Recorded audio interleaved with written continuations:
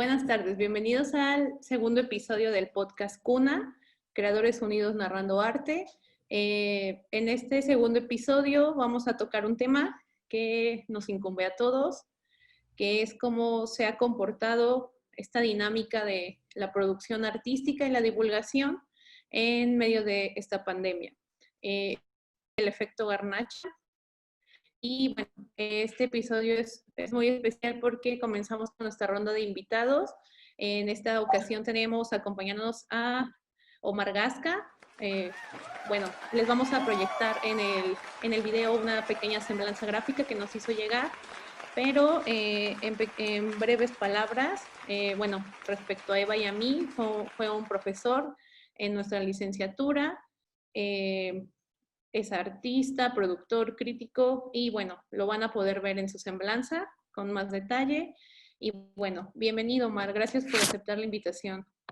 Gracias a ustedes por la invitación.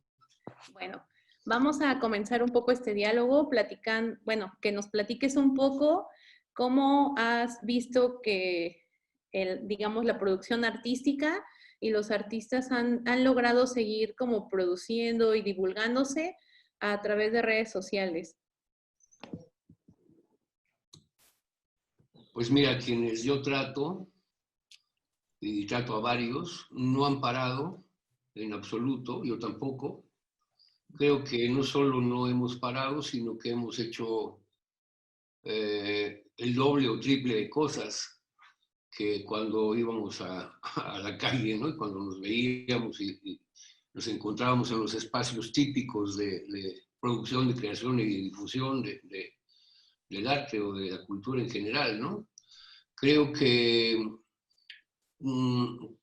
quienes ya teníamos, digamos, mucha relación con los medios digitales, pues ya los usábamos, es decir, ya hacíamos cosas con video, con animación, con videocharlas, exposiciones virtuales. Ahora mismo estamos haciendo en Hong Kong una exposición, una galería virtual para unos carteles que se hicieron acá. La música la hice yo desde aquí. Allá están ensamblando la galería y poniendo las imágenes. Y esto se va a lanzar yo creo que en unos 10, 15 días y se va a lanzar en Nueva Zelanda, ¿no? Entonces, bueno, pues creo que la mayor parte de la gente que yo trato, incluido mi caso, no hemos parado. Hicimos una cumbia que provino de una serie de imágenes primero que intentaban sensibilizar a la gente acerca de comprar en la tiendita, de hacer un consumo local, de no ir a los grandes almacenes, acerca de tener empatía pues, con la gente que sí tiene que salir y sobre todo con los más necesitados. Hicimos muchas imágenes que corrieron por las redes, pero luego me pareció que era mucho más impactante decirlo a través de la música. La música siempre tiene un carácter fáctico, es decir, pega porque pega y si tiene una rítmica pues reiterativa, pues funciona muy bien, ¿no? Entonces, bueno, aquí se hizo la primera parte de la letra, yo convoqué a que le metieran mano, le metieron mano en otro lado, ¿no? En alguna parte, no sé si de Veracruz, porque no sé dónde estaba Coyoli Katzin, que es quien le acompañó con la letra, y Jacobo de Santiago hizo la música y los músicos grabaron cada uno en sus respectivos espacios y luego se ensambló esto acá con la voz de Mese y digamos que, bueno, la cumbia a los 3 días de haber salido tenía aproximadamente 3,000 reproducciones en Facebook y tenía muy pocas en YouTube, casi nadie lo vio en YouTube, unas 100 o 150.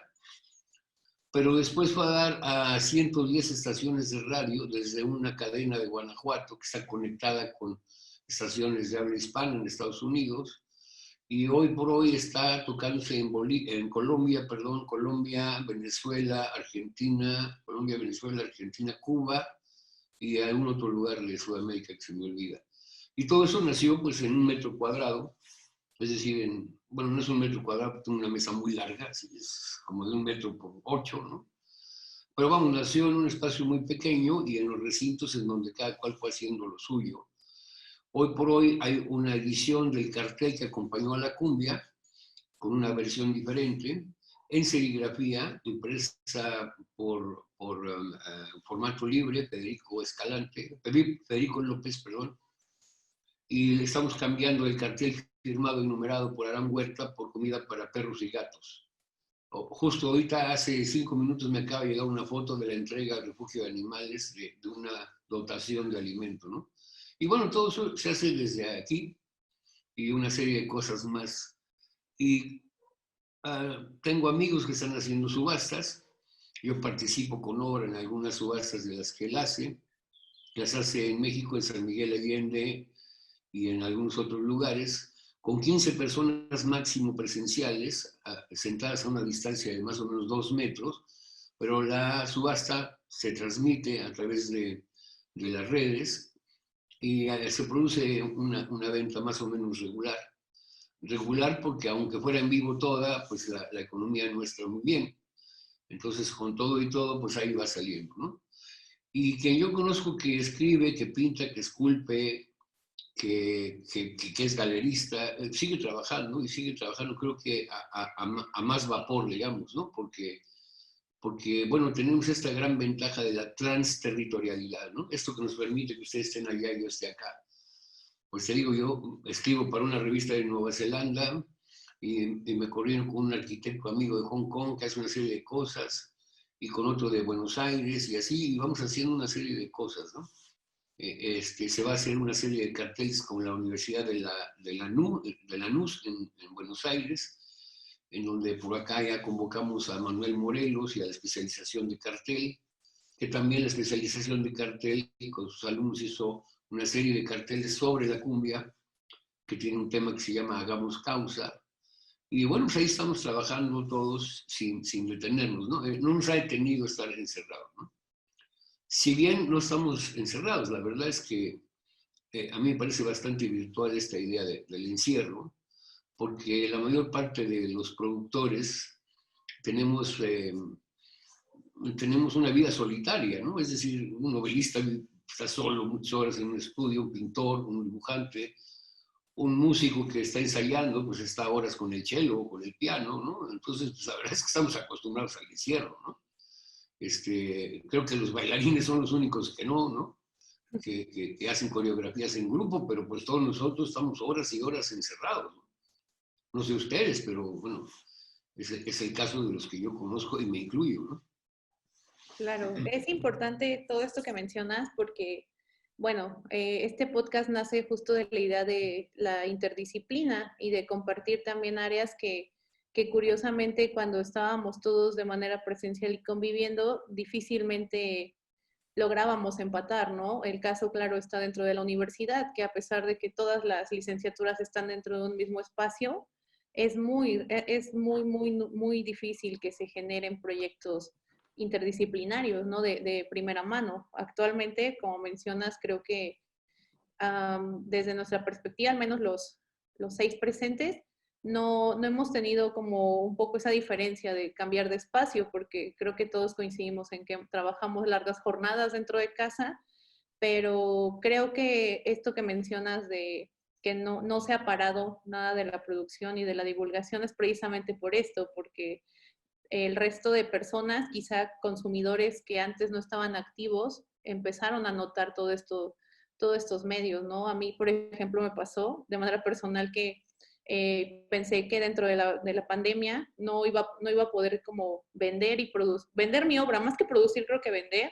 Y ha sido como una etapa en la que más he estado activa y más vendiendo, y ni siquiera dentro del país, ¿no? Entonces me parece como bien importante que pase todo este tipo de circunstancias para darnos cuenta que las herramientas y la capacidad siempre ha estado ahí, ¿no? Más bien a veces pienso yo que el pretexto es mayor que las ganas de hacer las cosas, porque justo la especialidad de cartel que mencionas se dio de manera virtual, ¿no? Que en algún momento incluso pensaron en posponer la convocatoria, ¿no? Por el hecho de que no se iban a poder generar las entrevistas o los portafolios, y al final se está enriqueciendo mucho más con este tipo de actividades. Sí, así es, efectivamente. Yo creo que tenemos todos una capacidad brutal de enviciarnos, ¿no? Entonces de pronto los hábitos nos conducen a hacer lo mismo con los mismos, de la misma manera, en los mismos entornos. Por eso llegamos a los mismos públicos y por eso a veces los mismos públicos ya no reaccionan porque están agotados o gastados. Los espacios también.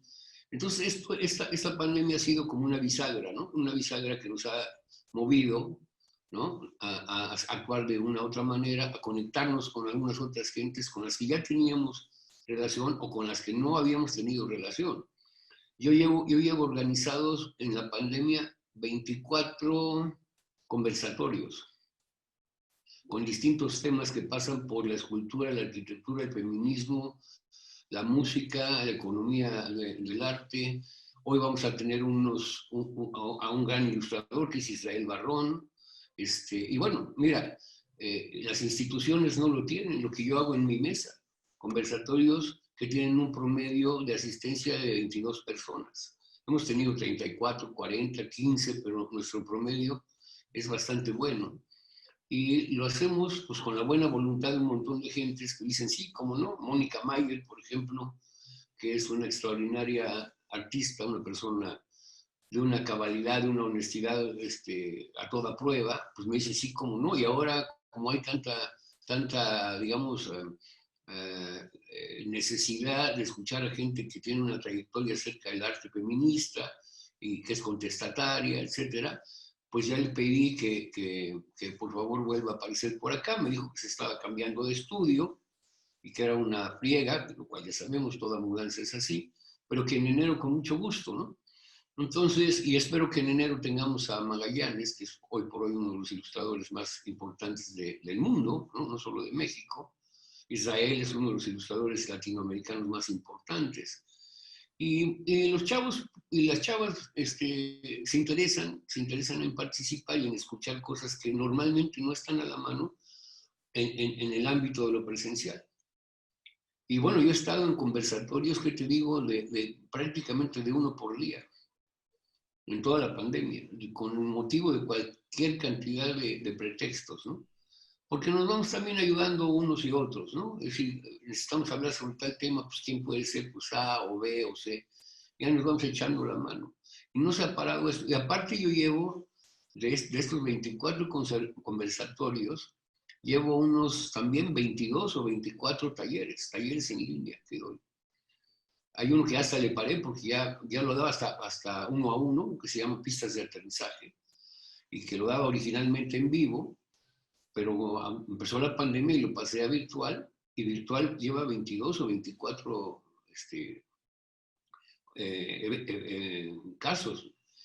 Muchas veces me lo piden así de, yo quiero que me lo dé a mí solito, ¿no? Y digo, oye, pues te va a salir carísimo, ¿no? Pero bueno, lo prefieren porque me exponen casos personales y se va asesorando un poco el asunto con relación a un tipo de producción particular, ¿no? Pero vamos, la gente que yo trato no ha parado. No ha parado. Y como bien dices, creo que son otros pretextos por los cuales no se activa, no se produce, no se difunde. Y siempre son pretextos que tienen mucho que ver también con nuestra geografía. Jalapa, de alguna manera, por la gran presencia de la universidad y del Estado, y por la falta de planta productiva, es decir, no hay capacidades económicas de cierto nivel, pues se vuelve una especie de gran túnel en donde o todo es con el gobierno, y léase el IBEC, por ejemplo, o todo es con la universidad. Y entonces lo alterno pues se queda un poco al margen, pero cuando se queda al margen se queda en lo verdaderamente marginal, es decir, en lo que nadie pela, no en lo marginal alternativo como unas vías de desarrollo de la actividad productiva y difusora de lo cultural y lo artístico, ¿no? Claro. Omar, a mí me llama la atención eso que acabas de decir porque justamente enlaza un poco los temas de la producción y lo que se queda, por decir así, en la periferia y lo que llama la atención de las masas, ¿no? Ahorita, si bien dicen que se ha generado mucha más producción, también existe mayor visibilidad gracias a las redes y gracias a todas estas nichos culturales que se han visto en la necesidad de seguir promoviendo a los artistas y ver cómo muestran su trabajo, abrir nuevas puertas de comunicación, ¿no? pero también está la otra parte, ¿no? El consumo de masas, por así decirlo, ¿no? Que también hay generaciones que son más jóvenes y que han encontrado esa accesibilidad para mostrar sus productos, ya sea a través de las redes, a través de alguna plataforma, y con lo cual han tenido éxito. Y que está súper bien porque han encontrado pues la fórmula, por así decirlo. Sin embargo, el público se transforma, ¿no? El público, al igual que las personas que consumen, más allá de ser público, pues que pueden llegar a otorgar un estatus de mecenas, por así decirlo, ¿no? Con estas entidades populares, ¿no? Que son las redes sociales, y que platicándolo con nuestros compañeros, entre nosotros, decíamos, es que algunos ya hasta dejan de producir por estar promocionando productos de sus patrocinadores y todo eso a través de las redes, ¿no? Y entonces se borra la línea, ¿no? Se borra esa línea entre productor, creador o, o volverte tú el producto, ¿no? No tanto lo que haces, sino tu persona. Pues sí, mira, yo creo que hay un problema de origen con relación a los públicos. Los públicos de pronto se sectorizan o segmentan de acuerdo casi con principios mercadotécnicos básicos, de lo que se llamaría el marketing 1.0. Es decir, si yo digo, bueno, yo soy un escultor cuyas piezas promedio tienen un precio de 5,000 pesos, tengo que buscar un mercado potencial de personas que quieran y puedan pagar 5,000 pesos. Y normalmente esta manera de segmentar o sectorizar a un perfil de mercado potencial para que se vuelva efectivo, desconoce que hay muchos públicos que sí quieren y también pueden adquirir esa pieza, nada más que hay que vendérselas de otra manera. Entonces, de pronto, hay muchos públicos que pasan ignorados desde la óptica del productor y del galerista, muchas veces, pensando en que sus recursos económicos no dan. Pero resulta que hoy por hoy hay que pensar que nosotros, si pintamos un cuadro y queremos venderlo en 12,000 pesos, una pantalla plana de ese mismo precio comprada en Liverpool, la puedes pagar a 2 años 350 pesos mensuales. Y esa es una competencia, porque el cuadro contemporáneo es eso. Ahí puedes ver películas, obras, las fotos de la familia, la semana de Picasso, la semana de Kandinsky, la semana de quien te guste, puras imágenes. En un cuadro no lo puedo cambiar, tengo que verlo todos los días lo mismo. Y este cuadro, este cuadro contemporáneo, que es la Samsung, la JVC, Philips, Sony, lo puedo comprar en abonos. Entonces, cuando a mí me dice, cómprame mi cuadro, cuesta 12,000, 15,000 pesos, yo te digo, no sabes qué, mejor me compro 2 pantallas más y pongo una acá y otra en el jardín y otra en el techo, porque ahí puedo ver todo, películas, internet, etcétera, etcétera. Las Smart TVs ahora cuestan 8,000 pesos de 50 pulgadas, claro, las que no son de marcas muy finas. Pero tú quieres que te dé contado 8, 12, 15,000 pesos. Entonces hay que pensar en ese público, ¿no? Yo ya he visto ceramistas que traen su maquinita esta de clip, y clip les da hasta 12 meses sin intereses para una pieza de 350, 500 pesos y la venden fácil. Porque a 12 meses 350 pesos no es nada, y venden un montón. Pero se ponen las pilas porque sí hay una competencia, que es una competencia de origen desleal, pues con aquellos que tienen la capacidad de ofrecer a crédito productos que no son artísticos, pero que permiten el entretenimiento. Y hay que acordarnos que la gente que compra lo que sea, lo que compra es pasarla bien, sentirse mejor, verse mejor, ¿no? Tener niveles de gozo, de trascendencia, de seguridad, eso es lo que compran. Entonces nosotros tendríamos que movernos hacia esos otros públicos en lo presencial y en lo digital, en lo virtual. Los públicos virtuales responden, vamos, los que se hagan en la virtualidad desde el punto de vista de lo opuesto, de lo presente. Cuando tú le dices, oye, págamelo como quieras, no sabes cómo aparece el público. Yo tengo un amigo que es fotógrafo, curador, músico, etcétera, que es Juan José Díaz Infante, muy bien posicionado como autor y como marca, Y él vende sus imágenes, yo creo que vende 4 o 5 fotografías a la semana. Pero sus fotos más baratas cuestan 3,500 pesos y son una serie, no es una sola foto. De esa foto hace un cierto número. Pero su manera de venderlo es, se aceptan ofertas que no ofendan al autor. Entonces alguien dice, yo doy 500 y no, sabes que no mames, o sea, así directamente, ¿no? Con esa palabrota. Pero si dices, mira, yo te puedo dar 500 pesos ahora, aguántame y órale, te doy 6 meses. Porque estás entendiendo que hay una voluntad, ¿no? Y cuando hay esta voluntad, pues hay una respuesta también que entra, digamos, en empatía y en sintonía con las circunstancias del uno y del otro. Y hay mucha gente que está haciendo así, pero cuando me dicen, cómprame un boleto para la rifa de mi pieza que cuesta 200 pesos, me mandan una mala foto de la pieza. No dicen cómo es la mecánica de la rifa, nomás dicen el día. Pues entonces, y tampoco dice dónde compro el boleto, porque no me dice deposítame acá, te regreso un número, quién sabe cómo. Entonces, hay también ciertas lógicas que tendríamos que aprender para podernos mover en el universo de lo virtual. Ahora, no es tan masivo lo digital, ¿no? La verdad es que no llegamos a tanta gente. Es decir, es muy mentiroso, ¿no? Es como los likes que cuando pones un evento en Facebook, ¿no? Que asistirán y ponen 400 gentes. Y de esas que ponen asistirán son 12. Es como los 1,800 amigos que yo tengo, pues tengo 14. Hay 1,800 amigos ahí, pero pues no son mis amigos.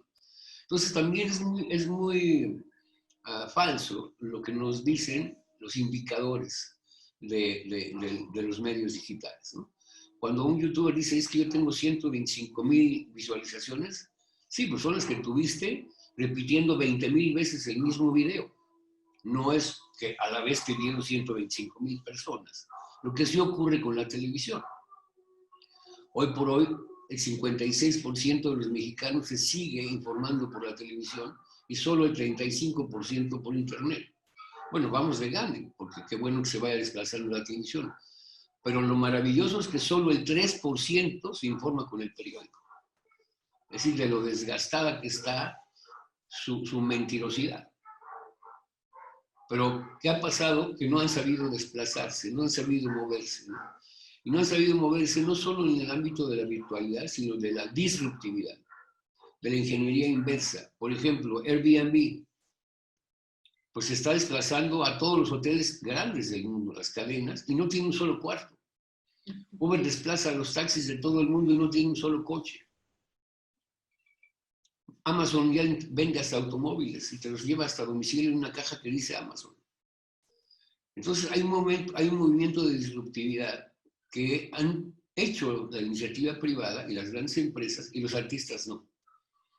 Los artistas siempre están esperando que ocurra algún fenómeno de quién sabe qué naturaleza y no son capaces de la aventura o digamos la disruptividad osada como de la de alguien que sonó absolutamente como un loco cuando dijo voy a rentar coches y le dijeron, bueno, ¿cuántos coches vas a comprar? Con ninguno.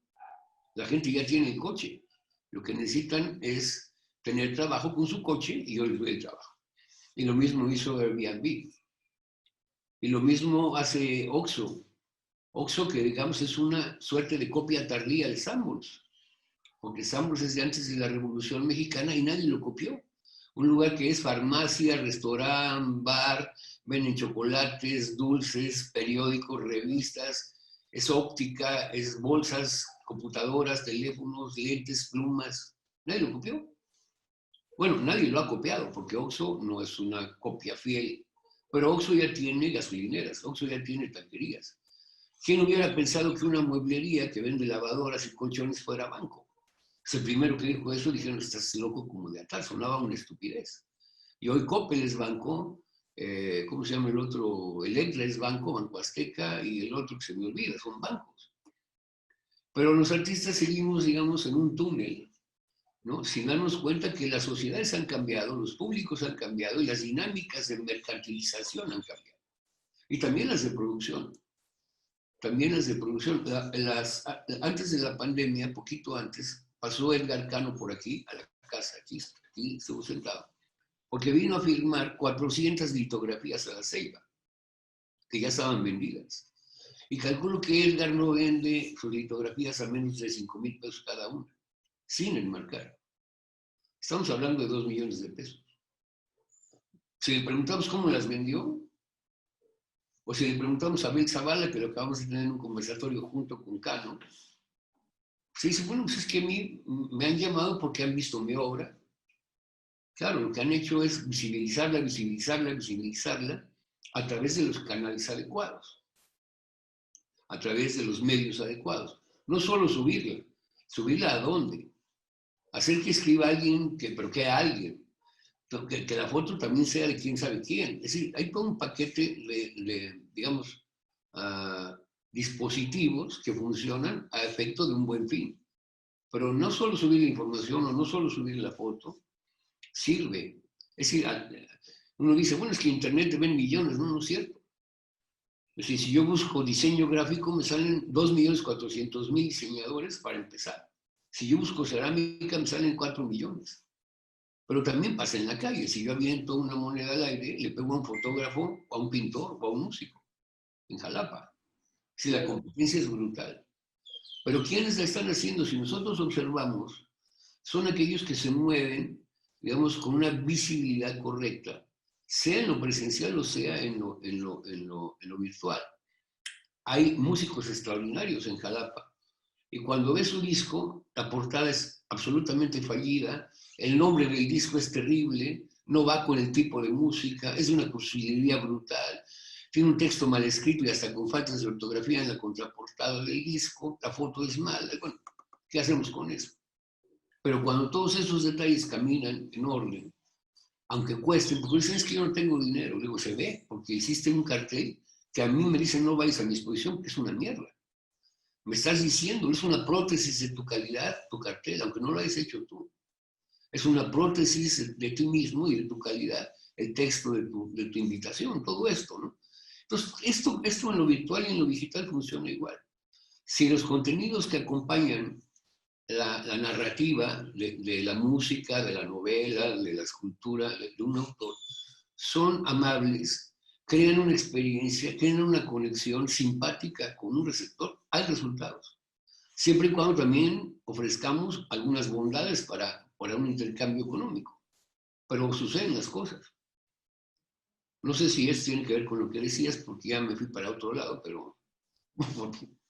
No, pero es algo bien importante que tocas. Por ejemplo, esto de las portadas de disco, creo que también va un poco con otro tema que queríamos tocar, que es un poco este síndrome del hágalo usted mismo, que creo que también es algo que mantiene a la comunidad artística en el túnel, ¿no? Como,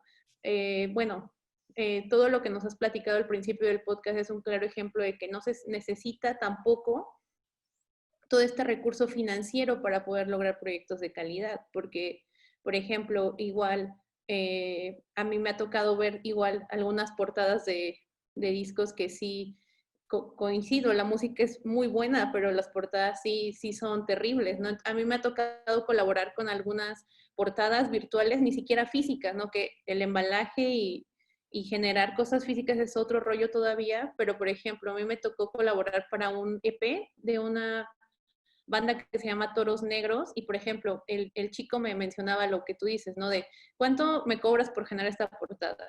Y me dijo, es que ahorita no tengo dinero, pero ¿qué te parece si te doy la mitad? Y cuando la termines la otra mitad, ¿no? Y así se empieza a generar esta red, porque si por ejemplo, le digo que no, a lo mejor iba a ir con alguien que le dice, yo te lo hago por 200 pesos, es más, te enseño a hacerlo, ¿no? Y te instalo Photoshop y a ver cómo estiran tipografías, cómo agarran imágenes de internet y todo eso va generando también estos vicios, ¿no? Que también mencionas y eso habla también un poco de queremos que paguen nuestra obra, pero no queremos pagarle a mismos colegas para apoyar y generar estas redes, ¿no? De calidad visual, que también, por ejemplo, algo que también platicábamos también, bueno, más bien mencionas la institución, a mí me da mucha curiosidad todo esto, ¿no? Que poco a poco se han ido activando galerías y y museos, pero por ejemplo siguen con la misma dinámica y estás de acuerdo en que les costó mucho aflojar como este brazo de, ok, vamos a hacer conversatorios en línea, vamos a invitar a artistas, pero yo creo que fueron los últimos en como dar su brazo a torcer de, ok, vamos a trabajar en la virtualidad, pero de igual manera ves las visitas de los videos y son las mínimas. O sea, eso es como lo impresionante, que a pesar de todo eso, Perdóname, pero es que también invitan. costó mucho. Lo que Sí. necesitamos es gente nueva, mentes nuevas, conceptos nuevos, porque si me traes a los mismos al conversatorio, bueno, pues ya me lo sé.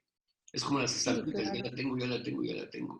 Tenemos que tener una estampita que le falte en el álbum a cualquiera. Es decir, yo sí tengo la 9 o tengo la 108, porque si no seguimos con lo mismo y con lo mismo. Y con relación a lo que decías, otra manera de trabajar es asociarse. Yo te lo voy a hacer, pero voy a ser socio al 8% de tu disco, o al 15%, a que sea el cálculo. Pero gratis no es, porque también estamos acostumbrados a eso y al intercambio. Claro. ¿No? Aquí, hazme mi página web, yo te hago las fotos y yo te presto a mi prima y tú a tu hermana, ¿no? Es eso. Es decir, las cosas tienen un valor y los primeros que negar el valor son los autores. Pues entonces, ¿a dónde vamos? ¿No? Es decir, oye, tú que tocas el saxofón, hazme el paro en mi exposición, ahí va el otro y toca gratis. Pues sí, pero del primer cuadro que vendas, me pagas, ¿no? O te piden un texto para un catálogo y no te lo quieren pagar porque, digo, bueno, entonces sí vale tu pintura, pero mis textos no, ¿cómo es el asunto? No, es que no tengo dinero, bueno, entonces, ¿cómo le hacemos? Es decir, tenemos que defender el valor de las cosas, el valor de cambio, el valor de uso y el valor de signo de las cosas, ¿no? Y no se trabaja en estos esquemas porque están olvidados los valores. Los valores, no estoy hablando de la axiología de Aristóteles, ¿no? Los valores más efectivos, más cotidianos, están perdidos en una geografía en donde la cultura se ha abaratado por la gubernamentalización de la misma. Es decir, yo te doy el concierto a 8 pesos y acá hay un grupo de jazz que toca de cuates y te pongo no sé, bueno. Yo estuve en un concierto de uno de los mejores chelistas del universo, es el señor Prieto, acompañado de uno de los mejores pianistas argentinos, digo mundiales, pero argentinos, y en la sala grande del Teatro del Estado y habíamos 20 personas, y 10 eran de la televisión. Y estaba presentando su libro sobre Sostakovich, que fue su maestro, un excelente libro, yo lo tengo dedicado por él, me dejó tocar su Stradivarius, su cello, que viaja como cello en el avión, o sea, el cello Prieto, así se registra el cello, como si fuera su esposa. Y el señor, con una dignidad brutal, ¿no? Pero era para ponerse a llorar. 20 gentes, de las cuales 10 eran del TV+. ¿Y sabes qué? El boleto era gratuito. Entonces, bueno, y luego hablamos de una ciudad culta y que la Atenas de no sé qué, digo, a ver, ¿de qué me están hablando, claro? Porque también cerró la zona de discos de blues y de música clásica y barroca, etcétera, Big Shop, es donde está iShop. ¿Por qué? Pues porque no vendían. Y las librerías dejan de traer cierto tipo de libros porque no los venden. Entonces también trabajamos sobre unos mitos que ya deberíamos de dejar a un lado y ponernos a trabajar sobre esta nueva realidad que no es la de hace 40, 50 o 60 años, cuando Jalapa era una otra cosa, si hablamos de Jalapa, ¿no? Perdón que lo diga así, pero bueno, no es la primera vez que lo digo. Y tenemos que dejarnos de cuentos y de mitos para centrarnos en la realidad, ¿no? Porque luego salimos también que cuando éramos olmecas, bueno, yo no fui olmeca con el perdón de ustedes, ¿no? Yo soy un ciudadano que vive en el siglo XXI y quiero seguir siendo un ciudadano del siglo XXI, ¿no? Con todo el respeto que me merecen los olmecas, por supuesto. Pero esto de vivir con relación a lo que fuimos o a lo que éramos, pero traslaparlo, ¿no? A un vivencialismo fantástico, bueno, me parece totalmente fuera de lugar, ¿no? Yo tengo... Y en esta situación de ciudadano del siglo XXI, ¿cómo sugieres que nos asumamos, no como todólogos, que nos acercamos como a medios digitales, que nos acercamos como a esta parte de conocer el marketing y saber delegar? O sea, saber que yo tengo un límite como artista, pero también yo puedo entrarle como con esta voluntad y estableciendo comunidad. Mira, yo soy de los que creo que la inteligencia es un don superior y que no hay que dedicarla a una sola cosa. Y que la especialización es brutalmente castrante. Es decir, el hombre puede dedicarse a 4, 5, 6, 7 o 19 cosas al tope. Es decir, no ser un ingeniero que sabe un poquito de música o un músico que sabe un poquito de biología. No, el cerebro da para mucho más, la inteligencia da por mucho más. Entonces yo creo que podemos aprender a hacer nosotros mismos muchas cosas, pero aprenderlas, no familiarizarnos con ellas. Es decir, no tocar así como cuando dicen, es que yo ya sé que es un hoyo negro, no sabes. O ya sé qué es la teoría de la relatividad, no sabes qué es la teoría de la relatividad. Has oído, ¿no? Sabes que bla, bla, bla, o que la mecánica cuántica, pero no sabes. Es decir, tener ahí salpicaduras del tema no es saber. Pero sí podríamos saber si nos ocupamos de cómo hacer una buena foto, cómo hacer un buen diseño. El otro día tuvimos un conversatorio de tipografía para todas las aplicaciones posibles, con un expertazo, para que hagas tu currículum, tu portafolio, tu lo que sea que lleve de letras, pues con un rigor realmente sí sabe. Entonces, hay muchas maneras de hacerse, digamos, de los insumos culturales, técnicos, tecnológicos, etcétera, que nos permitan movernos mejor en el espacio. Pero, y si no, por lo menos conocernos lo suficientemente para saber encargarlos. Porque de pronto hay quien encarga fotografías a un pseudo profesional y le entrega unas cosas con unas sombras atroces, con fugas en perspectiva, porque el cuadro lo tomó en el piso, ¿no? Y pues claro que hace un punto de fuga, y no se dio cuenta del artista, ¿no? Y entonces de pronto hay un libro, porque se presentó la posibilidad de hacer un libro con él, y manda esas fotos y le decimos, ¿sabes qué? No se puede hacer un libro con esas fotos. Porque sencillamente el editor del libro pues se va a quemar poniendo esas fotos. Están fuera de foco, o fuera de contraste, o con falta de profundidad de campo, porque no saben ni revisar sus fotos. En ese sentido, creo que cualquier productor cultural de cualquier género debe ser un editor. Es decir, como el editor de una película que dice, este sí entra, esto no entra. Es decir, este texto sí, ¿no? Este color no, este cartel no, ¿no? Esta mampara no va así, ¿no? Este saxofón no entra, ¿no? Las luces no van a seguir a este bailarín, lo que sea. Es decir, sea un editor que va cortando su película, su gran obra, y le va poniendo los cachos de lo que sí es pertinente para los efectos y objetivos que persigue. Entonces, creo que si pasamos del nivel de la familiaridad a ocuparnos de aquello que nos fortalece, ¿no? Pensando en los FODAS, ¿no? En las debilidades y amenazas. Si digo, bueno, yo necesito escribir, digamos, con un cierto nivel, necesito saber hacer un video, necesito saber hacer una foto, claro que podemos. Aunque seamos biólogos o químicos o músicos o lo que sea. Hay cualquier cantidad de sujetos en la historia que dominan 8, 10, 12 oficios, habilidades y ciencias, pero perfectamente. Entonces, bueno, pero si no queremos abandonar, digamos, nuestro eje, nuestra función principal o lo que sea, por lo menos tenerlos entendidos para saber evaluar un texto. Hay unos textos que entregan en las exposiciones que verdaderamente son cacofónicos, ridículos, cursis, sublimemente fallidos. Y dices, bueno, me estás diciendo no me compres una obra, porque digo puras pendejadas. No es que no lo escribí yo, no, pero tú eres el responsable de ese texto, y de tu invitación, y de la imagen, y del cartel, y del vino que dan en el cóctel, todo eres tú. Es decir, tú eres el que cobija eso, porque todo eso es una prótesis de lo que tú me estás enseñando, de tu concierto, de tu coreografía, de tu libro, ¿no? Es decir, imagínense ustedes a un gran escritor que se va a publicar en la misma editorial donde publica Jordi Rosado, o Irma Serrano, ¿no? O Cama para Dos de estos güeyes, ¿no?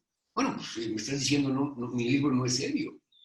Pues tenemos que cuidar un montón de detalles en función de nuestros objetivos, de nuestros públicos y de aquello que queremos decir, si es que, ojalá sí, queramos decirle algo a alguien.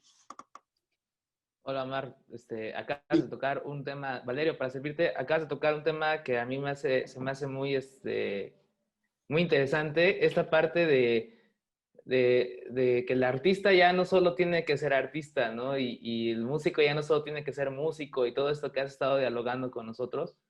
A mí me parece que esta visión la viene a agarrar uno, pero cuando ya sale al campo, no sé, mis compañeros, no sé tu experiencia, ya cuando sales al campo laboral, ya te das cuenta que lo que te dieron en la escuela es un porcentaje súper mínimo de lo que te vas a enfrentar en la vida del trabajo, ¿no? Entonces, por ejemplo, una de las cuestiones que también surgen de este podcast es también dirigirlo para estos chicos o chicas que se están formando en el arte y están empezando a construir este camino. Y yo imagino que con esto que nos cuentas, ¿no? ¿Cómo ya impregnar? Yo soy de las personas que piensan igual en esta parte de, no, los procesos no tienen que ser tan largos, ¿no? Los procesos tienen que ser directos, pragmáticos, a lo que va y completamente reales al contexto que estamos viviendo. ¿Cómo impregnar a esta gente joven ya de esta inercia desde el principio que estás pisando la universidad, el cubículo de estudio, el salón de clases, impregnarlo con esta, ¿cómo se llama? Esta energía, esta mentalidad ya de dirigirnos hacia lo que va a ser la realidad laboral que tú muy bien describes en este momento? Bueno, mira, con relación a lo primero que dijiste, no es nuevo que el artista tenga que hacer otras cosas además de artista. Lo fue Bach, lo fue Mozart, lo fue el pintor paleolítico, lo fue Beethoven, lo fue Leonardo da Vinci, lo fue Giotto, Martha Graham en danza. Es decir, si tú ves la historia del arte, no la historia de los estilos que les hacen creer que es la historia del arte, no la historia de los cuadros o de los movimientos o de las personas, la historia del arte, que es la historia de las ideas que transitan por un quehacer que se llama arte. Vamos a ver cómo lo que ha posicionado en su momento y luego en la historia a una serie de personajes es que, aparte de ser artistas, eran empresarios, es decir, eran emprendedores. Hoy la iniciativa privada, parece que hablamos del capitalismo y de Walmart y de Coca-Cola. La iniciativa privada es la de uno. La más privada de las iniciativas es la de un individuo, porque es lo más privado que puede haber. Un individuo es decir, alguien que no se divide ya, que es indivisible. Entonces siempre ha sido el artista profesionalizado, un alguien que no solo se dedica a crear, se dedica a producir, se dedica a distribuir, a divulgar, a difundir y a localizar a sus consumidores intelectuales, emocionales y materiales. Lo ha hecho siempre. O sea, el pintor paleolítico de Lascaux de Altamira era un chamán, era un mago, era un cazador, era un pedagogo y era un pintor. Pero iba con su lanza también a romperse la madre para cazar un bisonte. Por eso se fijaba bien, ¿no? Por dónde llegarle, cómo era la pata, cómo era el hocico. Y por eso son extraordinariamente fieles a la realidad dentro de los recursos y lenguajes que había en la época, las pinturas de los caballos y de todos esos animales pintados en esa época. Porque el cual estaba ahí, en la casa, era un cazador también. Y aparte dijo, bueno, voy a dejar un documento, ¿no? También era un periodista. Y también era un mago que pensaba que iba a haber una aprehensión del ánima del animal y que iba a ser más fácil cazarlo. Pero además era un gran observador de la realidad. O sea, era un montón de cosas.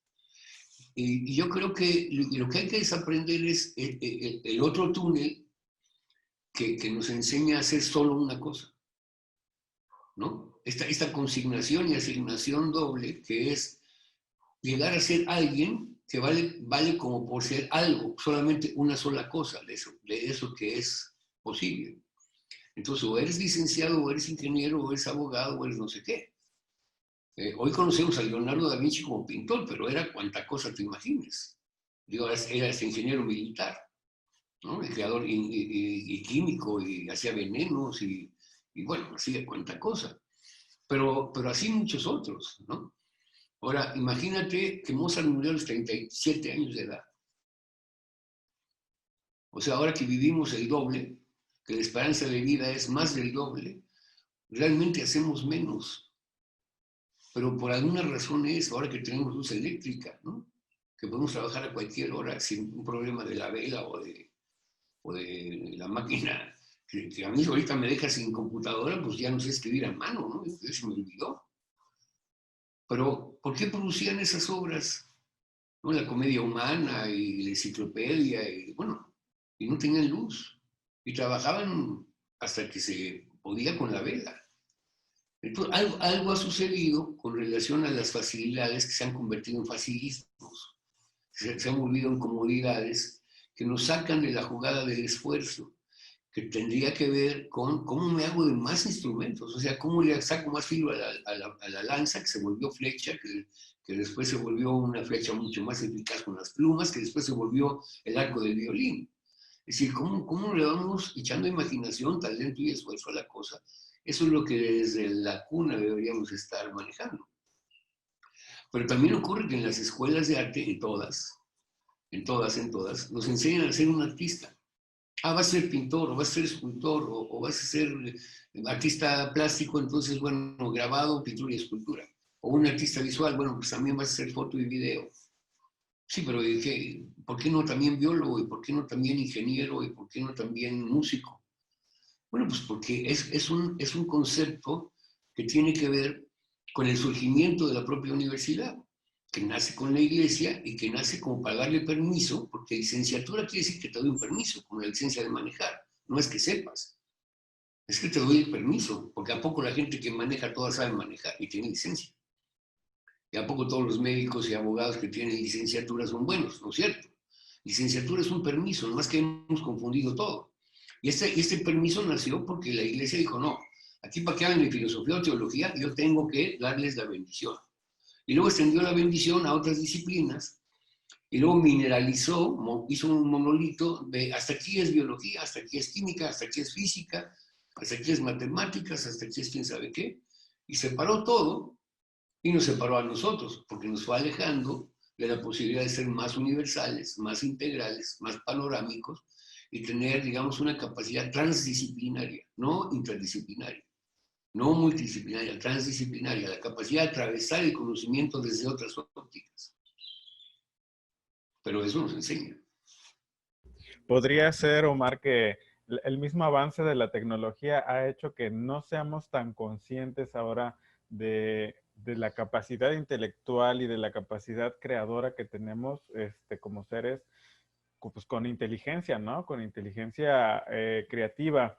Eh, y también somos inconscientes, creo, de los personajes históricos que a través del tiempo han demostrado esa gran capacidad humana, ¿no? Y ya mencionaste por ahí a Da Vinci, ¿no? Que sí lo encasillan entre el pintor y el escultor, pero pues era arquitecto, ¿no? Era músico también, hay obras de él rescatadas, instrumentos que él inventó, el mismo Bach, que era teólogo al mismo tiempo y hacedor de hijos, y Händel, que litigaba, que era abogado y que era empresario también y que él mismo hacía sus obras, las creaba y él les daba vida a través del llevarlas al escenario y hacer que se mantuvieran vigentes. Y actualmente pues tenemos a grandes actores.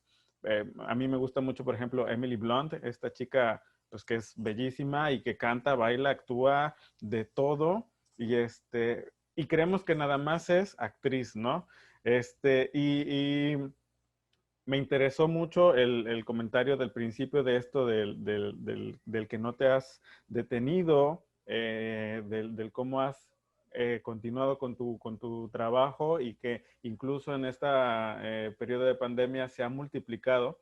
Me gustaría que nos platicaras ¿cómo fue el proceso de la creación de la canción, de la cumbia que salió? Porque, por ejemplo, yo a ti tenía más en una visión más de las artes visuales y de las artes plásticas y me ha sorprendido mucho el hecho del cómo una persona con esta visión, porque Uriel no, me quitó la pregunta porque iba por ahí, pero cómo esta visión global hace que uno pueda hacer de todo y ser de todo. A mí me gusta mucho poner el ejemplo de un compañero que tuve en la Facultad de Música que se llama Héctor Olivares y que actualmente, bueno, casi terminó la carrera junto conmigo, pero de repente dijo, yo quiero estudiar física y él formó parte del equipo de científicos que estuvo en Alemania, sacando la foto la primera foto del agujero negro,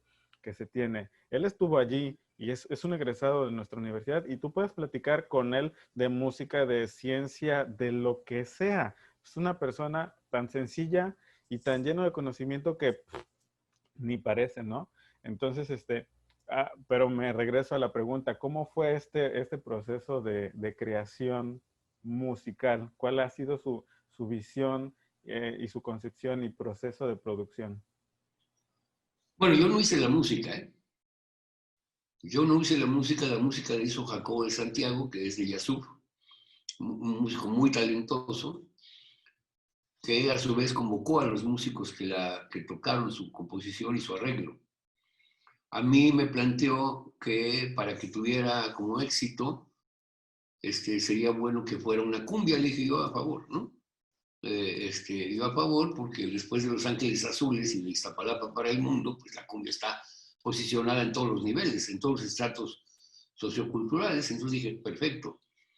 Y entonces más o menos me mandó una chiflada la canción, ¿no? ¿Cómo va? Y dije, para toda, nomás hay que meterle ahí como una reiteración, ¿no? Como un estribillo y a todo dar. Pero bueno, yo sí he hecho música, sí he hecho música. Yo tengo un disco que se llama Música Rápida para Gente con Prisa, que son obras para piano, para varios pianos a la vez, ¿no? Y las piezas duran 20 segundos o algo así, son como 20 y tantos. Bueno, tengo como 100 piezas de esas, pero ese disco en particular tiene 22 piezas, me parece, ¿no? Pero me quería regresar a algo que dijiste que tiene que ver también con esto. El cineasta Truffaut, que es poco visto ahora, pero que es un gran director de cine, en alguna entrevista dijo, y no la busquen porque no está la cita, la he buscado para citarla bien, pero no está en ninguna parte. Pero en alguna entrevista dijo, yo puedo pintar si quiero, no sé pintar, pero ya tengo lo fundamental, tengo conceptos y tengo una concepción estética. Entonces, claro, lo que me hace falta es aprender la técnica. Entonces, de pronto, cuando tú tienes la sustancia, y las sustancias son conceptos, la técnica es muy fácil de asimilar, porque todo se parece a todo. Es decir, si tú, por ejemplo, manejas bien Word, bien manejarlo al 40% de la potencia de Word, porque hay gente que dice, yo no domino, y yo no, hombre, no tienes idea de lo que puedes hacer con Word. O cuando me dicen, es que yo domino InDesign o Photoshop, y no tienes ni idea. Si manejas el 15% de Photoshop, te puedo dar un premio. Pero digamos que si manejas Word es más fácil aprender InDesign o Photoshop, y si aprendes te es más fácil aprender Illustrator, ¿no? Pero si tú bailas, haces un deporte o tocas un instrumento, te es más fácil aprender música o aprender cualquier género de habilidades. Porque aquello que tiene tiempos y ritmos, como tocar un instrumento, cómo bailar, cómo hacer un deporte, te va dando una serie de nociones inexplícitas, no son evidentes, pero te van dando una serie de nociones del espacio, del tiempo, de las distancias, de las relaciones. Entonces, bueno, te es muy fácil aprender técnicas, ¿no? Y bueno, yo con la presunción que significa, siempre he creído en esto. Siempre he creído que todo es lo mismo a partir de establecer relaciones temporales y espaciales. Y esto tiene que ver con aplicar color o hacer un grabado o una litografía, ¿no? Claro que, bueno, luego viene la pachanga y limpia la otra, la placa o la piedra o lo que sea, bueno, ya es otra muselga, ¿no? Pero digamos que la complejidad técnica se reduce a una constancia y una disciplina, pero cuando ya tienes estas relaciones espaciotemporales, de ritmos, de tiempos, etc., es muy fácil porque todo se parece a todo. Es decir, todo se parece a todo, tanto que el árbol tiene aluminio, magnesio, hierro, potasio y fósforo, igual que nosotros, no más que en distinta cantidad, y la piedra también, y el marrano también, ¿no? Ahora, regresando a algo que comentaban hace rato, Carla y Eva y los que han intervenido. Bien, yo he platicado con varios directores de cine de algún nivel y he leído entrevistas de casi todos los directores de cine importantes, pero sobre todo los mexicanos. Y todos los mexicanos en México, que aunque no trabajan en México, si han hecho su carrera inicial aquí, han dicho siempre con relación a sus películas que han merecido premios, nunca ha sido problema el dinero. Nunca ha sido problema el dinero. Y todo el mundo se va para atrás cuando les cuento eso. Y bueno, te enseño las entrevistas. Así lo dicen. E invariablemente cuando dicen, bueno, pero ¿cómo hiciste para conseguir tu primer productor, no? Y ¿cuánto costó esta película? Pues un montón de lana. Digo, porque Gravity no cuesta 8 pesos, ¿no? Las cosas que hace Cuarón no cuestan 8 pesos. Son milloncitos de dólares. Y todos dicen, nunca ha sido problema el dinero. ¿Por qué? Pues porque hay una solidez, hay una credibilidad en cómo formulan el proyecto, ¿no? En cómo hay, digamos, una pista creíble de que eso va a caminar por un buen sendero, ¿no? Y yo creo que eso es una base también. Es decir, si uno cree que existen estas relaciones y que uno puede, digamos, incursionar, como dices tú, Fox, en la disciplina que quieras, artística, nomás aprende la técnica, ¿no? Si yo, por ejemplo, digo, a ver, yo nunca he hecho, ¿qué no he hecho? Bueno, no sé, pero, bueno, nunca he bailado, ¿no?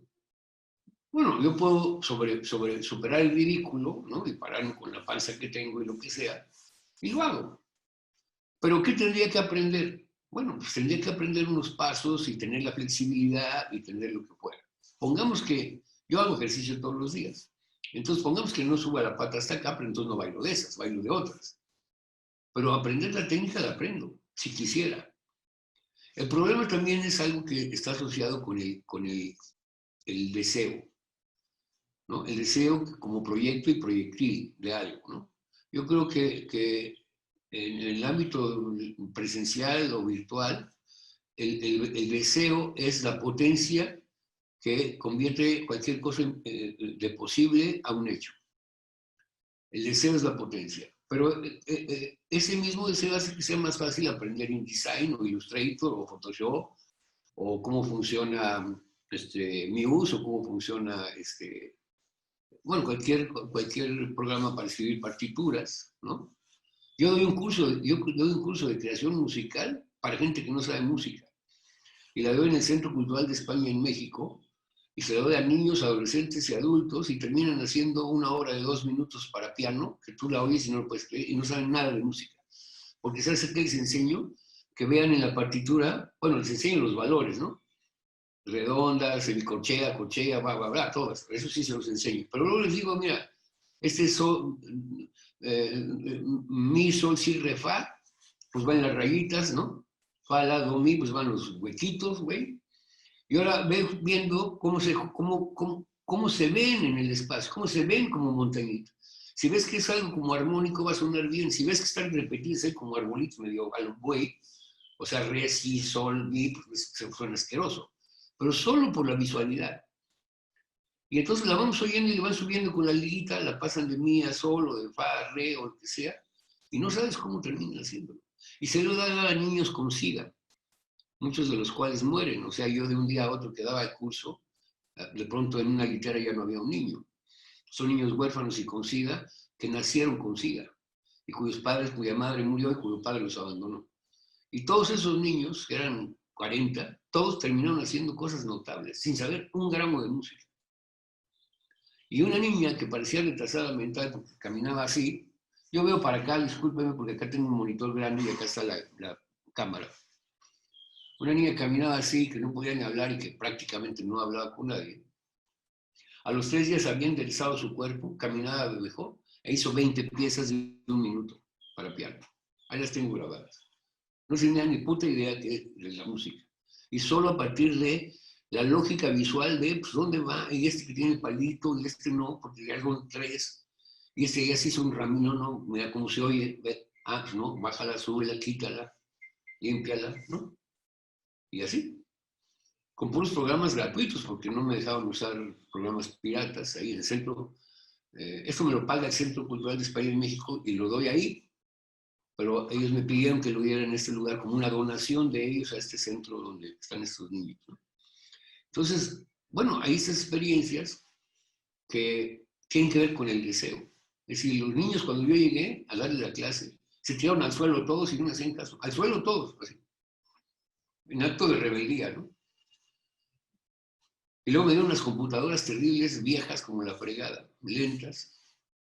Tuve que conseguir que se arreglaran las computadoras con un amigo mío que me auxilió. Teníamos que salirnos a tomar un vodka de lo doloroso que era la experiencia de estar con estos chavos, porque era terrible.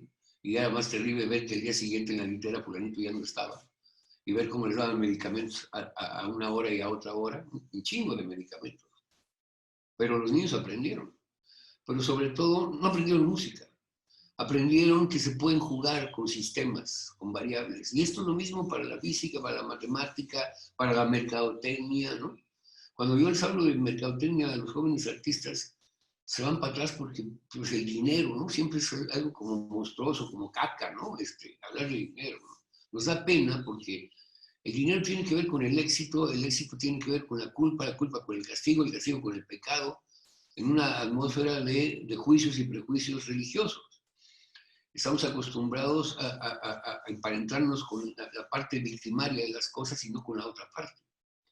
Pero cuando empiezan a darse cuenta de que también hay una lógica creativa, por eso decía Warhol, los negocios son una forma de hacer arte. Y luego dijo, la mejor forma de hacer arte es hacer negocio. Porque no son enchiladas. O sea, uno sabe, es que si sos rico y es un cabrón y es un ojete, ¿no? A ver, haz negocios.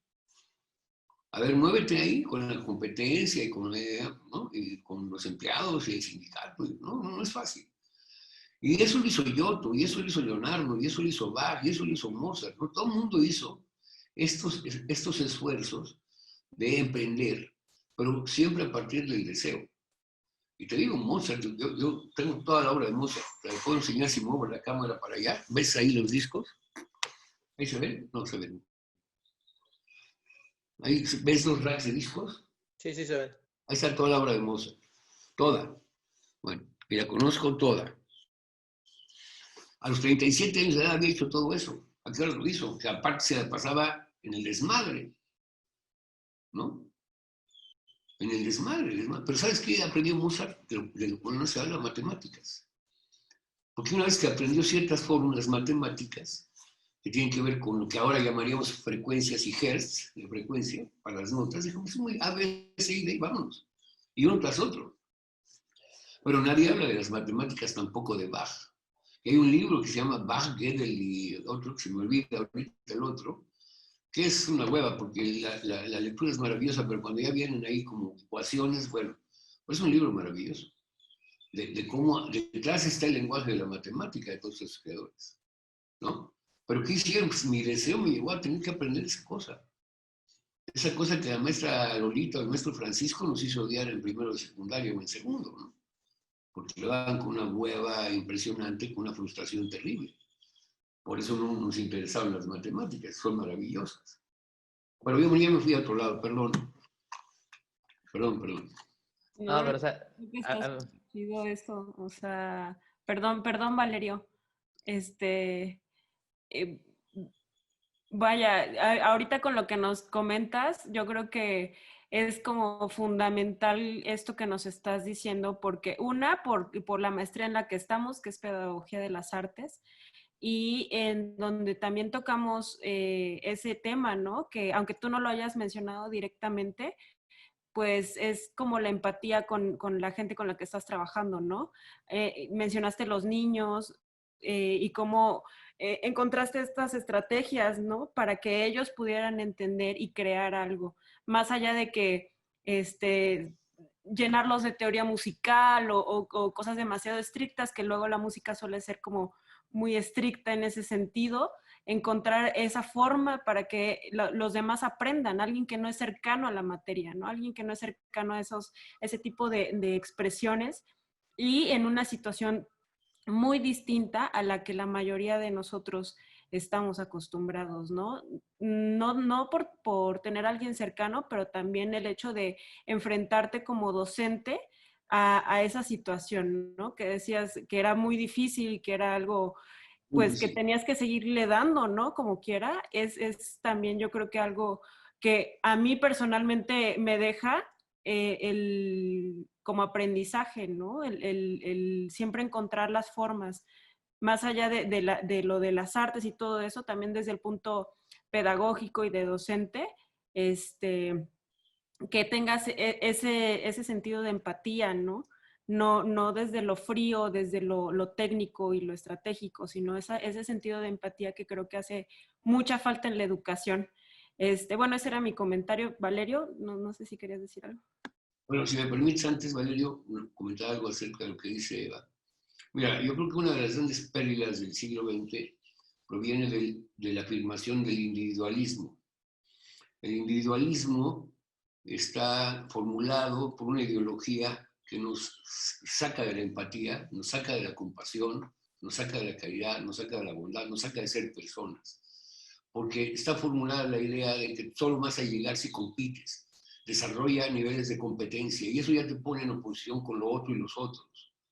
Entonces toda esta ideología nos ha sacado la jugada. Yo lo primero que haría en la pedagogía de las artes es aprender a que los artistas no sean artistas, sean personas. Y que si al lado son artistas a toda madre, pero que primero que sean personas. Es decir, primero que sean individuos que generen ciudadanía, que tengan compasión, que tengan caridad, que sean solidarios, que sean empáticos, y luego si producen a través de un cierto dominio de un lenguaje, el que sea, o de varios lenguajes, obras que, digamos, comunican, ponen en común, que esa es la idea de comunicar, ponen en común, como la comunión, que ese es el sentido original, un concepto o una serie de nociones a favor de la dignidad de la vida, a favor de la dignidad del hombre y de la mujer, adelante. Pero primero personas, pero está olvidado también. Está olvidado en las aulas. Está olvidado en las aulas como está olvidado el sentido de la formación. Está olvidado el sentido de la formación, es decir, el concepto de aporte está perdido. Y aportar quiere decir llevar de un puerto a otro puerto. Es decir, un profesor debe ser alguien que es una nave. Yo de aquí te llevo para allá, pero no porque soy el conductor de la nave. Soy uno más de los remeros, porque tampoco hemos horizontalizado las relaciones como lo requieren las nuevas generaciones. Seguimos todavía con una estructura paternalista, positivista todavía. No hemos pasado ni por el constructivismo, en la educación, ¿no? No hemos pasado por Anton Makarenko, por supuesto que ni lo leen, ¿no? O sí lo leen. Porque luego leen a los clásicos, ¿no? A Piaget y ya saben, a todos esos, ¿no? Sommerhill, Montessori, ¿no? Pero a ver, lean a Makarenko. Makarenko que se enfrentaba a pandilleros en Rusia, ¿no? Ahí para que vean. Es decir, hay una serie de pedagogos que tampoco estudiamos porque no van con las ideologías dominantes y no tienen nada que ver con los cuadros.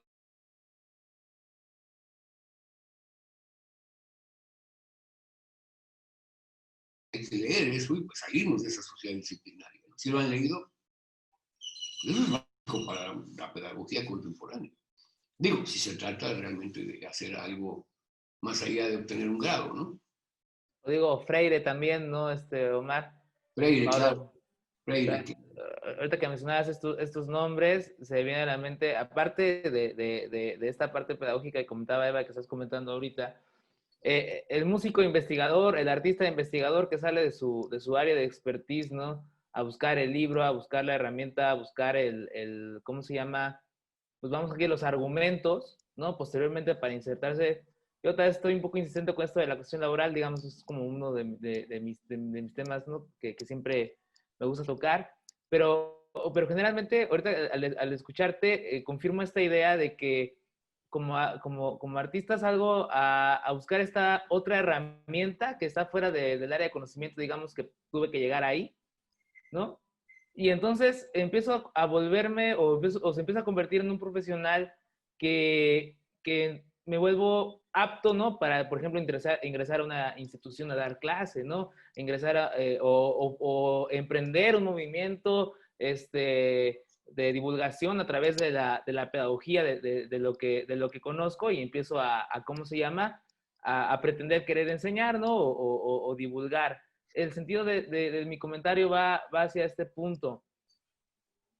Hay una tendencia muy marcada de ese tipo de artista profesional, pero está la contratendencia, diciendo lo opuesto, ¿no? El que dice, ¿sabes qué? Ya se armó la plaza, se armó una lana por ahí para entrar, se armó un contacto, se armó, ¿cómo se llama? El camino, y por azares del destino, entro a la institución y ya estoy dando clases, ¿no? Pero automáticamente, en vez de buscar ese autor, esos autores que están hablando de lo nuevo, Freire, ¿no? Incluso Vygotsky, ¿no? Que de repente todavía ni siquiera se ha retomado tan en serio, ¿no? ¿Sabes qué? Me voy, vámonos, y si pretendo a querer aprender algo, me voy a los superpositivistas clásicos del siglo, hace 2 siglos, y ahí me voy leyendo los libros para ir también cumpliendo los requisitos de la nueva exigencia laboral, ¿no? ¿Qué opinas de este profesional del arte que se complejiza en el contexto laboral, pero ya se queda ahí, ¿no? Es este cuate, ¿no? Que es yo lo denomino como este pequeño, no sé, no quiero sonar tan duro, decir la palabra parásito, ¿verdad? Pero sí como ente, ¿no? Que en vez de hacer que la cuestión avance y que la institución también se integre al contexto y todos vamos marchando hacia como para allá a la exploración de diferentes áreas, ¿no? Lo jala como para atrás, ¿no? Como este efecto de la cubeta de cangrejos, ¿no? No, ¿sabes qué? Vamos, no es eso que dicen no es cierto. Mejor vente para acá, vente para acá, vente para acá. ¿No? ¿Cómo lidiar? Más no lidiar, sino cómo aprender a vivir, ¿no? En contacto con esa realidad que pues, sabemos existe, ¿no? Pues mira, yo creo que hablas de un problema que es muy largo de comentar, pero en síntesis tiene que ver con 2 factores para mí. Primero, el profesor típico es lo más parecido a un burócrata. El profesor tendría que ver con la idea de profesar. Eso está olvidado. Está vinculado con la idea de profesión, pero no de profesar. Y tampoco muy bien con el de profesión. Se vuelve una especie de hábito enviciado, ir a dar una clase, etcétera, que deja de tener el ingrediente fundamental para un alumno, que es el asombro. Decía Platón, decía Aristóteles, dice Kant, dicen todos los filósofos inteligentes, que no hay nada sin el asombro. Es decir, si tú no causas asombro con lo que dices, si no puedes mover a la sorpresa mayúscula, que es lo que sería el asombro, pues entonces no impactas al alumno. Pero por otro lado, sigue estando presente el positivismo, sigue Augusto Comte detrás de las clases y sigue privilegiándose un concepto, porque ni siquiera es la razón misma, sino un concepto de razón, o de racionalismo más bien, que prefigura a un candidato a hacer quién sabe qué cosa a partir de unos cánones que están perfectamente cuestionados. Entonces, mientras no haya autocrítica, mientras no haya reflexión, y mientras la docencia sea el reducto del que no la hace, es decir, aquel que iba a ser el gran pianista, pues ahora termina dando clases en la secundaria, pero como un acto de reclusión, no porque haya decidido ser un profesor de piano de la secundaria. Entonces, ¿qué te puede transmitir una persona así? Yo tuve una maestra de música que, por supuesto, quería ganar el festival Tchaikovsky de Moscú, ¿no? Y terminó siendo una maestra de la que nos reíamos todos en el segundo de secundaria, o en tercero de primaria, en cuarto, no me acuerdo, pero nosotros nos subíamos cuando tocaba caballería rusticana al piano, y nosotros pensábamos en el llanero solitario, y nos subíamos en el mesabanco y nos poníamos a cabalgar. Pues esa mujer, como el de matemáticas, el de física, el de lógica, están ahí no por una vocación, generalmente, hay excepciones, pero generalmente la docencia se ha vuelto el reducto de que no la puede ser allá afuera. Y si quisiéramos hacer un experimento, sería sensacional tomar a un montón de maestros, con excepciones, por supuesto, que siempre las hay, notables a veces, y los pusiéramos allá afuera. A ver, eso que enseñas, ahora dime que puedes vivir 1 año o 2 haciéndolo tú, allá afuera. Y ya veríamos el caso.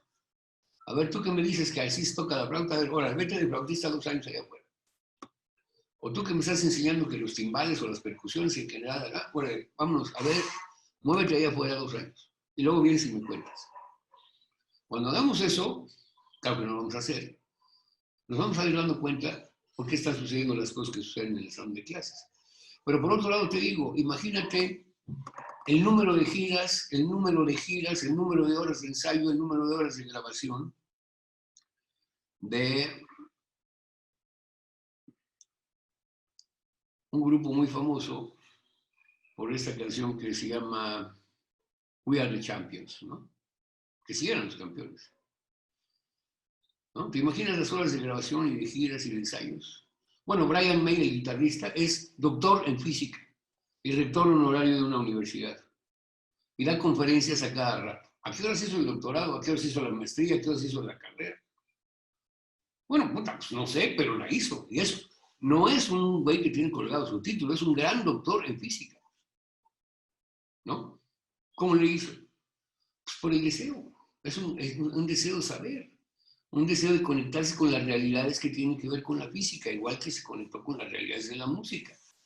Y con el diseño de su propia guitarra, ¿no? Porque ya una vez que supo física dijo, no, a ver, no, esa guitarra no, ahí me da así, pone así, y esta distancia asado, ¿no? Porque ya, ¿no? Y, nunca sale diciendo, Brian May dice acá, físico, aparte soy físico, ¿no? Pero lo es, ¿a qué hora lo hizo? Y da clases eventualmente, da conferencias magistrales, no precisamente clases, pero da conferencias magistrales. Así hay otros muchos. Entonces, bueno, es gente que si tú mismo me vas a dar clases de física, yo sí le creo. Porque me doy cuenta que ese cuate estudió eso por una vocación en serio, por un deseo. ¿No? Y que no vino a dar clases porque no le tocó de otra. Pues es un cuate multimillonario, exitoso, ¿no? Incluso desplazado en términos de que es más exitoso la figura ¿cómo se llama el cantante? ¿Se me fue? Freddie Mercury. El pasado Freddie Mercury. El de ahora no sé cómo se llama. No, el cantante de... ¿Cómo se llama, hombre? Sí, de Queen. ¿Cómo se llama el cantante? Freddie Mercury. Freddie Mercury, eso es, Freddie Mercury. Y Freddie Mercury pues, es una figura muy protagonista y desplaza la figura de Brian May en términos de presencia, de visibilidad. Pero Brian May es un tipo, además lidera una fundación que tiene que ver con la ecología y con los animales, ¿no? ¿A qué hora le da tiempo? Pues quién sabe, ¿no? Y lo hacen por deseo. Y así otros. Entonces, bueno, yo también creo que si no cuestionamos eso, cualquier sistema, por evolucionado que fuera, con mejores lecturas y con, digamos, un mejor balance entre lo didáctico y lo pedagógico y lo didáctico, nos va a llevar al mismo lugar porque la personalidad de quien termina allí, no pasa por el filtro de, uno, avergonzarse enseñar, dos, ¿te interesa enseñar? Tres, ¿querías estar aquí? Es lo primero que yo le preguntaría a un maestro. Porque si se fijan, nadie le pregunta a un maestro en una candidatura para una plaza, oye, ¿y tú sabes algo de pedagogía o didáctica? Pero además no te examinan en ese sentido. Porque pongamos que sabes pintar o pongamos que sabes tocar la flauta, pero sabes enseñar es una cosa muy distinta. Y sin embargo nadie mide eso, nadie mide absolutamente nada de eso. Y una gran cantidad de problemas tienen que ver con la personalidad del profesor, que no comunica o que mantiene una distancia ahí medio rara, ¿no? A veces hasta soberbia, o distante bajo los preceptos de una fantástica o fantaseada superioridad, ¿no? Etcétera. Pero sabe enseñar. Nadie le preguntó. Pero vamos, tres preguntas básicas son, ¿sabes enseñar? A lo mejor sabes tocar el violín, pero ¿sabes enseñarlo? ¿En dónde aprendiste a enseñarlo? ¿O cómo sabes que sabes enseñar? O déjame hacerte una prueba de si sabes enseñar. No solamente querés una clase de prueba, no, a ver si sabes enseñar. O sea, con una muestra, un grupo muestra, a la que le des la clase, 2, 3 clases, y que al final miras a ese grupo muestra y digas, oye, sí, ¿aprendiste? ¿Qué aprendiste? Porque una cosa es una clase muestra evaluada por 3 jurados, y otra cosa es que los alumnos, del nivel, de la calidad, de la condición de los que vas a tener, te evalúan. Eso no existe. Lo segundo sería, ¿de veras te gusta enseñar? ¿Y de veras quieres enseñar? Es decir, ¿de veras quieres estar aquí? Eso lo se hace. Entonces, ¿de qué me sirve a mí saber qué dijo Freire, o qué dijo Sommerhill, o qué dijo el que sea? Pues porque lo único que o traigo corrientes humanistas ahora que se pusieron de moda, que además no saben ni qué es el humanismo, pero ya lo están practicando, ¿no? Porque creen que hay un solo humanismo, hay 20.000 humanismos. Y hay humanismos bastante retrógrados, ¿no? Entonces, bueno, si no le preguntamos eso, ¿a dónde o qué vamos a aterrizar en ese formante o estudiante, ¿no? Que es un estudiante que no aprendiente, ¿no? O sea, debe ser un aprendiente, ¿no? Y esto que dice Morán, que habría que estudiarlo serio, Jean Morán, ¿no? El conociente debe ser introducido en el conocimiento. Es decir, parte del conocimiento que se debe construir en el aula debe introducir al propio conociente como factor decisivo en la experiencia de conocer. Creo que hasta lo digo mejor que Morán, ¿eh? Le voy a escribir, le voy a decir que... No lo dice él así, pero me salió bien. Pero, vamos, esas cosas son importantes. Esas cosas son importantes. Hay que horizontalizar las relaciones también, ¿no? Porque tenemos todavía la idea de que uno que tiene 20 alumnos es el que va a enseñar. Pues cuando tú tienes 20, le tienes que aprender. Y aprendes por los comentarios, por las preguntas, porque traen tal tipo de música, porque traen tipo de lecturas o porque les gusta tal película. Entonces, tú tienes unas habilidades o unos conocimientos de un género y ellos tienen otras. Pero este concepto de yo vengo aquí como a iluminarte porque soy el Rey Sol, solo Luis XIV y López Obrador. Yo creo que es una reencarnación, porque antes el otro decía el Estado soy yo, y ahora nuestro amigo dice la realidad soy yo. O sea, lo que digo es la realidad. Pero ya estamos en otra cosa, perdón. No, pero es importante esto que mencionas. Como para ir cerrando, creo que tocaste un tema bien importante que es como el docente, ¿no? Que es una problemática que sigue repitiéndose, ¿no? Se replica y cada vez creo que, no sé si es como por el hecho de que ya estamos del otro lado, digo, por muchos de los que, bueno, si no es que la mayoría que estamos acá, tenemos estudiantes, en mi caso ya tengo incluso estudiantes que están dentro de la misma facultad y me alarma en realidad como que se sigan dando clases igual que hace 10 años, ¿no? Cuando nosotros estábamos en la facultad y que son profesores que en serio necesitan este cuestionario pequeñito, ¿no? De, ¿en serio quieres dar clases? O sea, porque a mí me preocupa y creo que ya está, parezco disco rayado con mis compañeros porque cada vez que puedo lo menciono, ¿no? Incluso en las clases, a mí me preocupa mucho hacia dónde va esta formación, ¿no? Porque justo, o sea, no, es impensable esta manera de cómo se están dando las clases, ¿no? Creo que como docentes no podemos cegarnos ante no sé, un método que sabemos que no está funcionando, ¿no? No está funcionando. Además, mira, yo te puedo, aquí los tengo en mi escritorio de la máquina.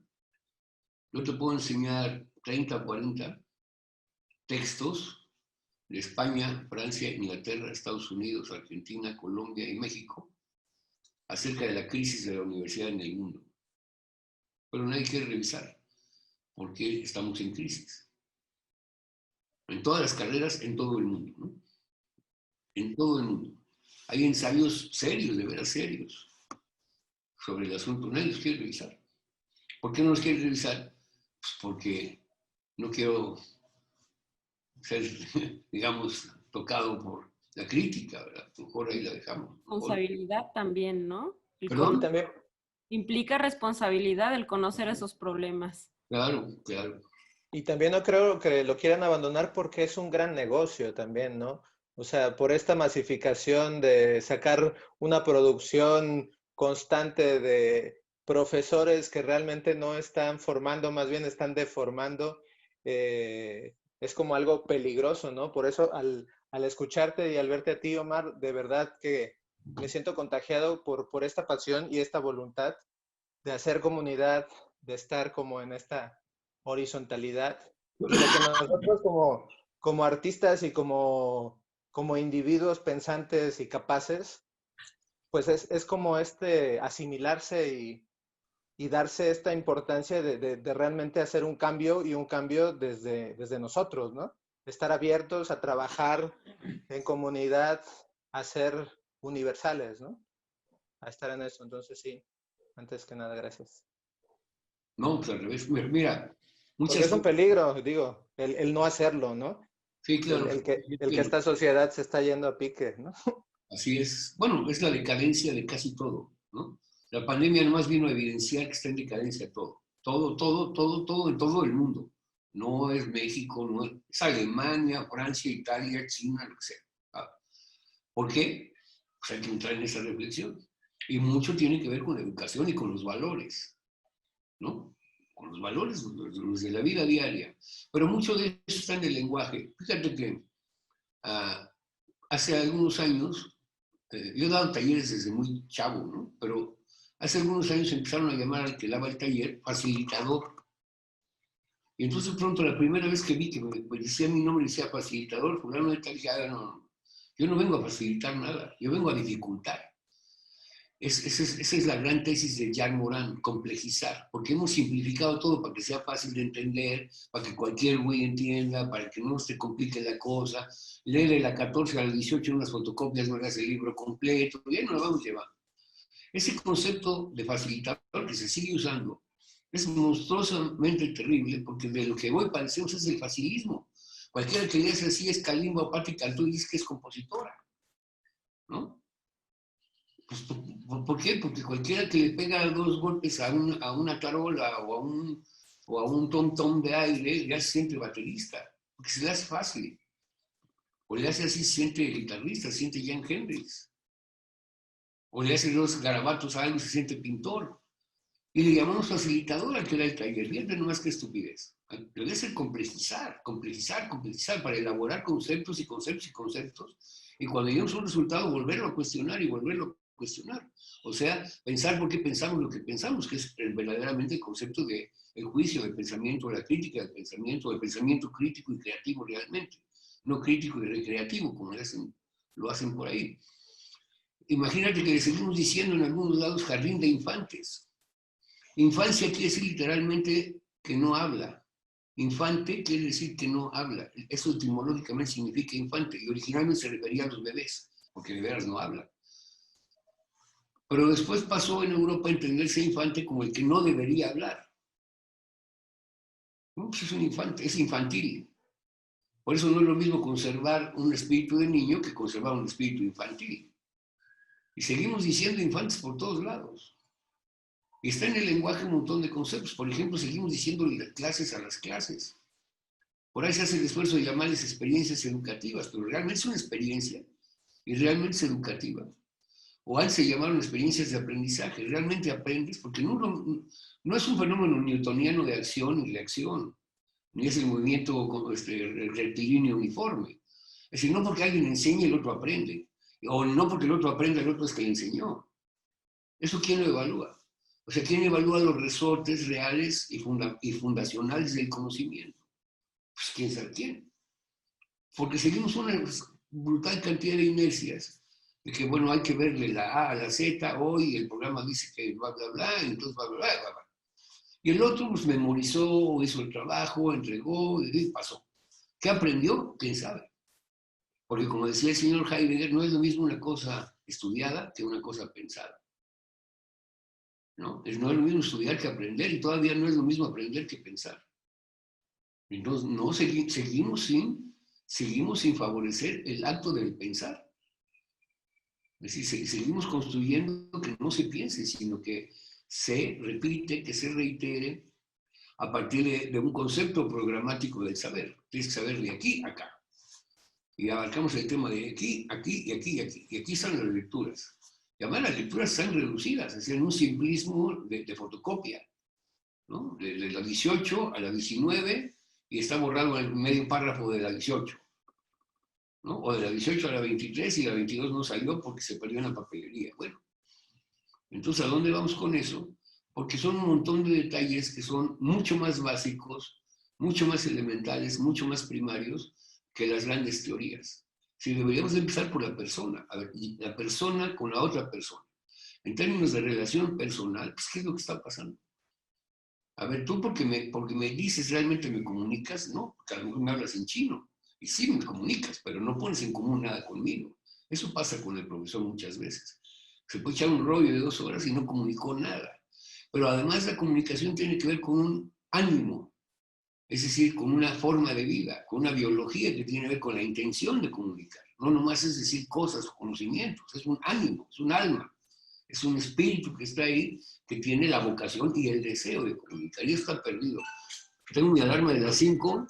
Nosotros igual para ahora sí cerrar, nosotros creo que felices de estar toda la tarde aquí, pero sabemos que tienes un compromiso al cual también estamos inscritas, por cierto. Pero bueno, aquí justo con esto último que mencionas, creo que hace sentido el nombre del episodio, ¿no? El efecto Garnacha. de la réplica, la repetición. Entonces, bueno, vamos a pasar a la dinámica súper rápido del yo nunca nunca en el arte. Entonces, no sé, vamos a hacer tal vez dos apariciones. Entonces, no sé quién quiere comenzar, compañeros.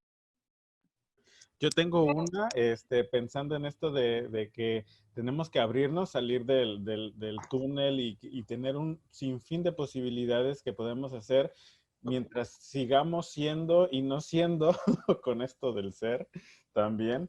Entonces, voy a decir, yo nunca tengo una habilidad o conocimiento que me sirva para vivir como plan B de vida. No siendo lo que soy ahora. ¿No lo tienen? Yo sí tengo. Yo creo que todos. Ok. Eva, Pues sí. ¿querías mencionar un yo nunca nunca? Sí, y solo para como visibilizar la multiplicidad de haceres o quehaceres de Omar, yo voy a decirlo, yo nunca he hecho una cumbia. Pues tienes que hacer una. Bueno, yo no hice una cumbia, la cumbia no la hice yo, ¿no? Yo hice, di lugar a que se hiciera la cumbia e hice parte de la letra, ¿no? Ok. Y luego que sigue, ¿Quieres participar con un yo nunca nunca del arte? yo, del arte. Sí, ¿Tiene que ser del arte? alguna experiencia de Pues tu mira, yo quehacer. nunca volvería a ser artista, ¿no? Digo, si lo fui, pues ya nunca, ya no quiero serlo, y si lo soy, pues ya nunca seré porque ya soy.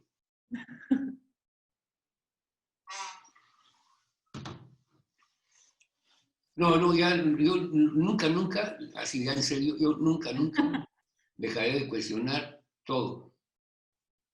Todo, el concepto de arte, el concepto de quehacer artístico, la producción, la difusión, la distribución, lo que decimos y lo que no decimos, debe estar sometido todos los días, cada minuto, a una reflexión y un cuestionamiento. O sea que nunca voy a parar con eso.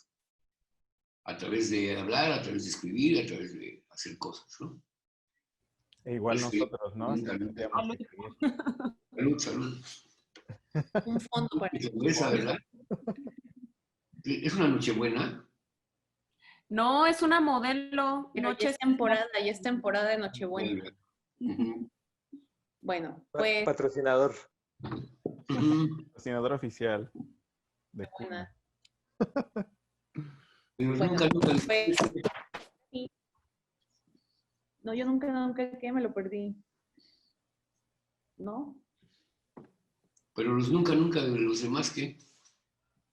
A ver, bueno, a ver, falta el mío, falta el de Uri y el de Valerio, a ver. Alma Yo nunca he entrado en conflicto por yo defender lo que uno. pienso. Salud.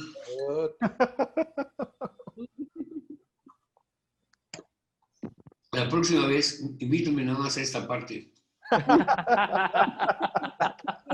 Esperemos que se pueda hacer presencial Nos pronto. podemos saltar los nunca sin puro salud.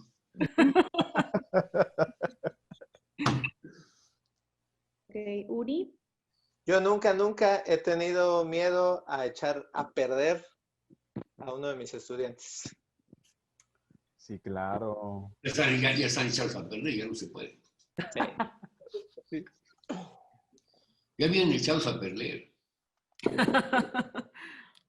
Ok, tengo uno. Yo nunca fui expulsada de una clase por cuestionar al profesor. Ay, sí. Salud. Hubiera sido bueno, ¿no? Sí. Bueno, pues Omar, muchísimas gracias por acompañarnos en Al este contrario, podcast. un gusto. Muchas gracias, Omar. Siempre un placer. Sí, gracias, de verdad. ¿Qué hacen con esto?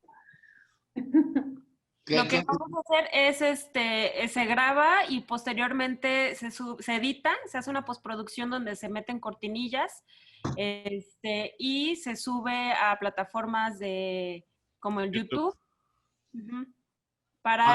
Te comparto el link cuando esté. Quítenle las groserías, por favor, ¿no? Uy, Yo hablo así porque me dijeron que en Veracruz hablan así, yo no hablo así. Tiene tintes institucionales, así que no hay censura. Yo también pedí que me censuraran hace una semana y no quisieron. Así que No, ahora, además el pitido se escucha peor, yo siento. sin censura es Sí. mejor. Entonces, Pero el pitido te mete la duda de qué dijo, ¿no? bueno, ¿Qué- podríamos insertar algunos pitidos solo por diversión. Pero ya eso se encargará nuestro postproductor. Sí. Pero bueno, sí, tienen vamos a hacer postproductor y llegar todo. este podcast a nuestros estudiantes y pues darle la mayor difusión posible, porque esto empezó como un juego en clase y se nos ha salido de las manos, pero... pero se lo ponen a los estudiantes, Carla. Ujú. Es la no, o intención. sea, es el proyecto de cada quien si se lo quiere compartir a los De estudiantes. mi parte sí me gustaría enseñárselos porque Se corta. Se cortó el audio. Sí, pero sí queremos mostrarlo a los alumnos. Digo, estamos como en una línea de abrir mentes y de mostrar distintas y múltiples posibilidades para todos ellos, que no se encasillen nada más en yo soy pintor, yo soy cantante, yo soy pianista. Entonces queremos que aprendan de todos, que lo que aprendemos en la escuela no es lo único y que tenemos que seguir aprendiendo, ¿no? Es lo que queremos y por eso queremos mostrárselo a nuestros alumnos también. Ok. Pues ahí me dicen qué dijeron los alumnos. Sí. Sí, claro que sí. Muchas gracias, muchas gracias. Gracias. Nos vemos al rato. Que les pasen bien. Hasta luego. Bye, Hasta bye. luego. Bye. Gracias a los que nos ven y nos escuchan. Saca una marca ahí para que te patrocine Nike o algo.